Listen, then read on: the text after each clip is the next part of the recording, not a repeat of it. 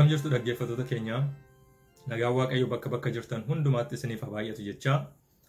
Ergaa sagalee dhugaa dubbii Waaqayyo har'a qabadhee isiniif dhiyaadhetti tun seenin dura Waaqayyo duratti dhiyaannu kadhannaadhaan. Yaa Waaqayyo abbaa keenya uumaa keenya yeroo kana waan nu laatteef maqaan kee galateeffamu.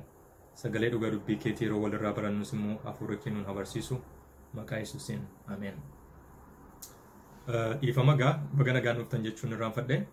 Ammas baga nagaan dhuftan gara YouTube channel ko Peace Be Still jedhu kana nagaan haa ta'u isa jedhu kana irratti. Egaa baay'een keessan akka eebbifamtan nan amana. Ammas immoo sagaleen dhugaa dubbii Waaqayyo hin dhumu, burqaan isaa hin dhumu. Har'a immoo kan waliin barannu mata dureen barumsa keenya kan jedhu Lola Hafuuraa. Lola Hafuuraa jilbeenfatanii loluu jedha. Lola Hafuuraa jilbeenfatanii loluu. Attamittiin jilbeenfatanii lolu Lola Hafuuraa. Lola biyya lafaa kanaa jilbeenfataniiti loltu. Maaltu si kakaasee sagalee har'aa kana yookaan ergaa har'aa kana akka qopheessituuf yookaan akka nu wajjiniin hirmaattuuf jettanii waan gaafattanii. Al tokko maaltu ture wanti wayii tokko turennaa wanti wayii kuni waan kadhannaa barbaadu ture. Ani immoo kadhachuurraa ogummaa kootti hirkadhee beekumsa kootti hirkadhee rakkoo kana hiikkaatti kennuu yaaleen ture. Innaa dhumisaa garuu hamma kanatti gaariin ture. Kun jechuun dhiphina kan buusu yookaan immoo kan sammuu namaa jeequ nagaa namaa kan jeequ ture. Nagaa koo kan jeequ ture. Achii booda sagalee dhugaa dubbii Waaqayyo yeroo dubbifadhutti Waaqayyo maal naan jedhaa? Ammatu humna kees, horii kees yookaan ogummaa kees horiillee itti hin baafne humna kees ogummaa kees utuu itti dhimma baatee utuu rakkoo kana hiikuudhaaf hin yaalini caljetti waaquma duratti utuu dhiyeessitee ta'e achi booda waan dandeessitu goote gaarii ture. Ani gara Waaqayyootti dhiyeessuu dhiise humna koo qofaan hin yaala. Achi booda maaltu natti dhagahame? Ana duwwaa miti. Baay'een kanarraa kan baratan baay'ee jiru. Baay'eenis karaama kanarra kan deemaa jiran baay'een jiraachuu danda'u har'as. Sagalee dhugaa dubbii Waaqayyoo kan ammallee dhaggeeffachaa kan jiran. Humna Waaqayyootti hirkachuu dhiisanii humna isaanii duuf qofaan yookaan ogummaa isaaniitti hirkatanii yookaan horii isaaniitti hirkatanii yookaan beekumsa isaaniitti hirkatanii yookaan immoo nama amanachuudhaan abaluu kana naa godhe naa bala jedhanii Waaqayyootti dhiyaachuu dhiisanii Waaqayyoorra ija kaa'achuu dhiisanii namarra ija kaa'achuudhaan yookaan ofii ogummaa ofirra ija kaa'achuudhaan rakkoo isaanii aniyyuu rakkoo koon natu beekata nan hiikkadha jedhanii ofii isaaniitiin qofa kan yaalan meeqatu jiru har'a biyya lafaa keessa. Bu'aan isaa garuu naga dhabeenya, jeeqamuu, Waaqayyo wajjinis wal loluu, kufaatii. Raajii Zakkaariyaas boqonnaa 4 lakkoofsa 6 irratti maal jedha beektuu? Sagaleen Waaqayyo akkas jedha. Humnaaf jabinaa miti hafuura kootiin maleeti jedha. Humnaaf jabinaa miti hafuura kootiin malee. Humna keessaniif jabina keessanitti yoo hirkattanii hafuura Waaqayyo irratti hirkachuu dhiiftanii bu'aan isaa yeroo hundumaa abdii kutannaa disappointment isa jennu kana. Fashalaa'uu, aaruu, dhiphachuu. Kanaafiti humnaaf jabinaan miti hafuura kootiin malee. Yatulluu nana mucaa koo Zarubaabil duratti ati eenyu jedha Waaqayyo. Dachee wal qixxaataa sin godha jedha. Yatulluu dheeraa nana, yatulluu guddaa nana dachee wal qixxee si godha fuula mucaa koo Zarubaabil duratti. Maqaa isa Zarubaabil jedhu isimmoo mee maqaa keessan keessa kaa bakka buusaatii sagalee kana mee dubbadhaa ofiitti. Sagaleen kun sagalee Waaqayyooti. Waaqayyootu akkas jedha. Raajii Zakkaariyaas boqonnaa 4 lakkoofsa 6 dhaqaatii dubbifadhaa. Obboloo tokko Lola Hafuuraa jilbeenfatanii loluu jenna miti. Jilbeenfachuun maal jechuudha? Jilbeenfachuun hiikaa biraan qabu. Garuu eenyu duratti jilbeenfatta? Waaqayyo duratti, fannoo Gooftaa Yesuus duratti jilbeenfatta.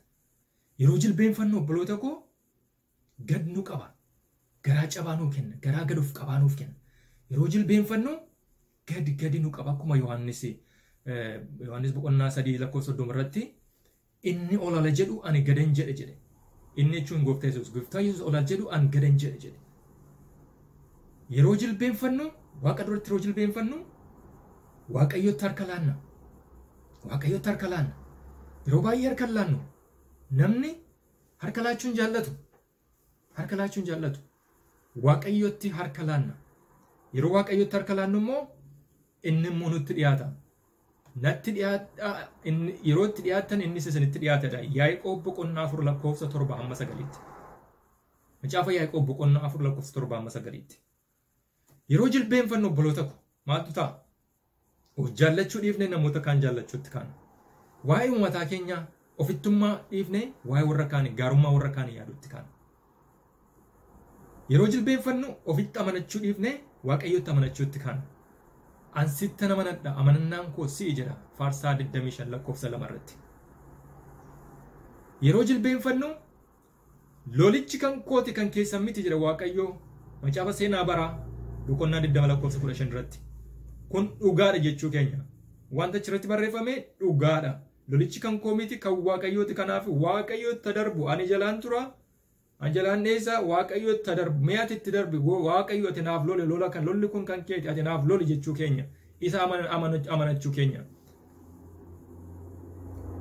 Sa'aatii keessatti daqiiqaa keessatti guyyaa keessatti wanti keessa dabarru hundumtu lolli keessa dabarru hundumtu lola hafuuraati.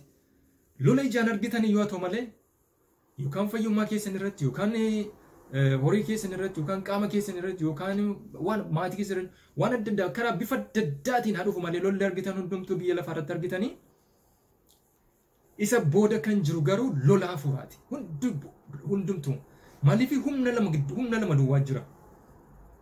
Waaqarras lafarras haa ta'u ardiif samii kana irratti humna lamatu wal qabee wal lolaa jira. Humna hafuuraa qulqulluu fi humna hafuura xuraa'aa. Kanaafiti Efesoon boqonnaa 6 lakkoofsa 12 irratti lolli keenya fooniif dhiigaa miti jedha. Lolli keenya lola hafuuraati malee jedha. Lola hafuuraa, loltoota hafuuraa. Loltoota hafuuraa, loltoota hafuura dukkanaa. Hafuura dukkanaa, hafuura seexanaa sana biyya lafaa kana kan bitu jedha. Hafuura dukkanaa sana, hafuura sana ajjini, humna seexanaa ajjin malee lola fooniif dhiigaa miti. Lola argamu miti lolli keenya jedha. Lola ijaan argitan miti. Haa ta'u iyyuu malee wanta ijaan argitan booda hundumaa kan jiru duubasa kan ijaan hin argamne sana humna hafuuraatu jira. Hafuura xuraa'aa haa ta'u, hafuura qulqulluus haa ta'u. Humna lamatu wal lola, hafuura lamatu wal lola. Kanaaf obboloota koo lola hafuuraa yeroo yerootti guyyaa guyyaatti deemsa tarkaanfii keenya keessatti jireenya jiraannu keessatti wal'aansoo goon hundumaa keessatti kan irraanfachuun nurra hin jiru. Kanaaf lolli hafuuraa humna hafuuraa kan inni barbaaduuf. Maalan jedhe? Lolli hafuuraa humna hafuuraa barbaada. Lolli hafuuraa ogummaa biyya lafaan barbaadu. Humna biyya lafaan barbaadu. Beekumsa biyya lafaan barbaadu. Lolli hafuuraa humna hafuuraa barbaada. Humna sana immoo akkamittiin argannaa? Fannoo gooftaa Yesuus Kiristoos jalatti jilbeenfachuudhaan humna waaqarraa argamuudha. Waaqayyotu nuuf kenna humna sana. Ana malee homaa gochuu hin dandeessan jedheera. Anaa wajjin garuu hundumaa gochuu dandeessu jedheera. Yohaannis boqonnaa 14 lakkoofsa 6 irrattis 15 irrattis argachuu dandeessu. Isaa wajjin garuu hundumaa gochuu akka dandeenyu Filiphisiyoos 4:13 irratti dubbateera. Sagaleen Waaqayyoo dhugaadha. Haa ta'u iyyuu malee lola hafuuraa kana immoo jilbeenfannee loluun nurra jira. Lola hafuuraa kana jilbeenfannee loluun nurra jira. Jilbeenfachuma duwwaa irratti immoo yoo teenye xiinxallee waan gochuun nurra jiru dhiifne jechuudha. Nus immoo Waaqayyo kan nurra eegu jira. Hamma humna keenyaatti tattaaffii carraaquun kan nurra jiru waa baay'eetu jira. Isas gochaadha. Waaqayyo ati yaalii koo ishee xinnoo kana tattaaffii koo ishee xinnoo kana asillee eessillee gaa kan hin jedhamne kana naa eebbisi ati. Akkuma qurxummii 2 fi daabboo 5 sana gooftaa Yesuus Kiristoos eebbisee namoota 12,000 meeqa? No 2,000 ol moo akkas 5,000 ol akkas nyaachisee guuboon 12 ol kan irraa hafe yaalii koo ishee xinnooma kana. Yaalii ishee xinnoo humna dadhabbiidhaan aan godhu kana yaa Waaqayyo ati naaf eebbisi. Jennee Waaqayyoon ayyaana isaaf araara isaa yoo gaafanne Waaqayyo ni eebbisa. Malee teenyee miti obboloota ko. Kanaaf barumsa irraa kan nutti himu jilbeenfatanii lolu. Lola Hafuuraa jilbeenfatanii lolu.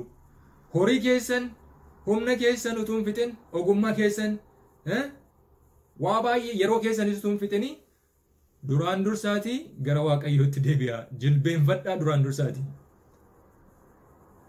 Jilbeenfadhaa hin qaanoftanii. Faarfannaa amma isinii faarfadhu gara dhumaatti kan jedhu yeroo kadhannaa gaarii jedha. Yeroo kadhannaa gaarii.